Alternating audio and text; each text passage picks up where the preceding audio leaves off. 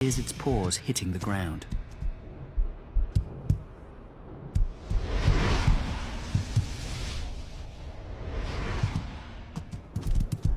By the time the gazelle has reached its own full speed, the gap is down to 5 meters.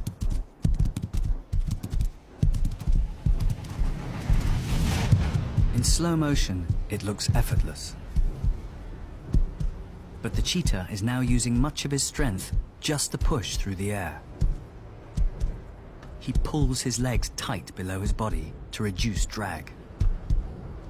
Now he is practically flying, getting lift from every bound.